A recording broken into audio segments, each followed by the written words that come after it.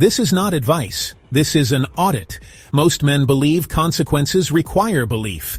They assume that if they disagree with reality, reality will soften. If they deny a rule long enough, the rule will negotiate. This belief is subtle, but it governs how men live. They treat consequence like an opinion instead of a law. They think intention matters more than outcome. They think belief alters structure. It doesn't.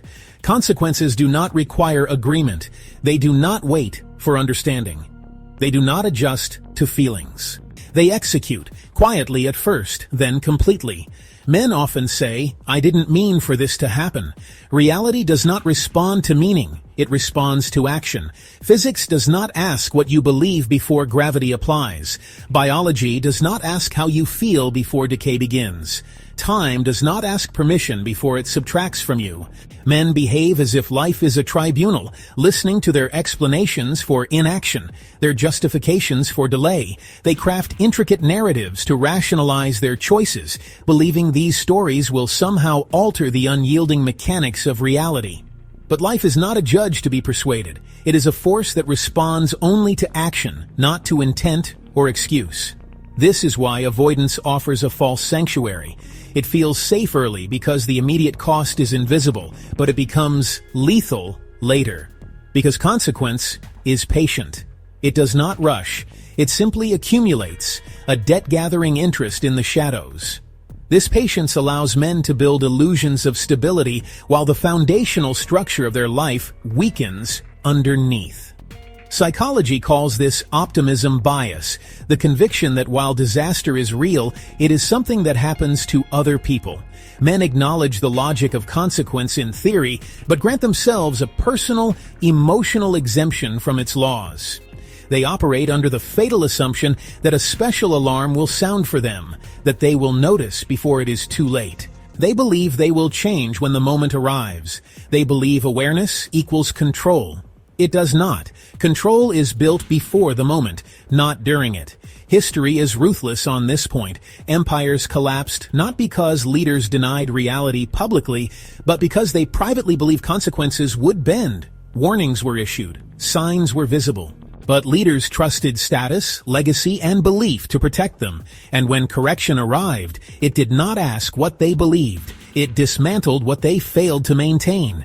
The same law governs individual men. Health collapses after years of neglect. Relationships fracture after repeated avoidance. Faith weakens after habitual disobedience. Not suddenly, gradually, then all at once.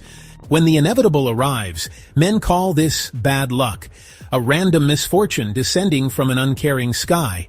But it is not. There is no such thing as luck in the grand design, only the illusion of it. It is arithmetic, an equation of cause and effect, where every action is a variable and the outcome is the sum. The result is not a matter of chance, but of cold, hard consequence. This is not a new philosophy. It is ancient law. Religion never framed consequence as optional. The Quran states, "Whoever does an atom's weight of good will see it, and whoever does an atom's weight of evil will see it." Not believe it, not hope for it. See it. The outcome is made manifest, as real as the hand before your face. The Bible echoes this without ambiguity. Do not be deceived. God is not mocked. For whatever a man sows, that he will also reap. The harvest is not a negotiation. It is a certainty. Sowing is action. Reaping is consequence. Belief is irrelevant to the transaction. Men resist this because it removes negotiation. It removes victim language. It removes the comfort of misunderstanding. There is a universal law that governs outcomes, the law of consequence. Once this is accepted, truly accepted as an unbreakable statute, excuses collapse entirely. And yet, most men are still living off a steady diet of them. They build their lives on a foundation of if-onlys and tomorrows, a fragile architecture destined to fail. They hope raw belief will save them from the hard lines of structure. They hope faith will replace the daily practice of obedience. They hope optimism will cancel the cold, impartial arithmetic of action. But hope without alignment is just delay with a better story. It is a fantasy that postpones the inevitable reckoning with reality. We help men build the discipline and leadership required to align their actions with their ambitions, so they can strengthen their families and, in turn, improve society from the ground up. But leadership begins when a man accepts this truth fully. Reality does not care how you feel about it. It cares what you did repeatedly. Once a man accepts that, something stabilizes. He stops arguing with consequence and starts preparing for it. He stops negotiating standards and starts enforcing them. He stops asking whether something is fair and starts asking whether he is aligned. This is where strength appears, not emotional strength, structural strength, the kind that holds when conditions change. Men often want reassurance that things will work out. Reality does not offer reassurance. It offers response. When you align with law, response becomes favorable. When you violate it, response becomes corrective. Either way, response is coming. The man who understands this early lives with less panic. He does not fear consequence because he respects it. He builds margin. He trains under pressure. He pays costs voluntarily before they are demanded. And when correction arrives, it is smaller because he addressed it early. The man who denies this lives anxiously. He senses something is wrong but cannot name it. He distracts himself. He delays. He hopes until consequence arrives uncompressed.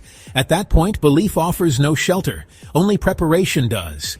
Audit where you are relying on belief instead of alignment. Audit where you are hoping instead of ordering. Audit where you assume consequence will soften because you are aware of it. Awareness does not equal immunity, only discipline does. The world is not cruel, it is precise. It enforces what you practice, and it will continue to do so long after your explanations run out. Decide now whether you will work with this law or be corrected by it, because consequence does not need your belief. It only needs time. Adjust accordingly.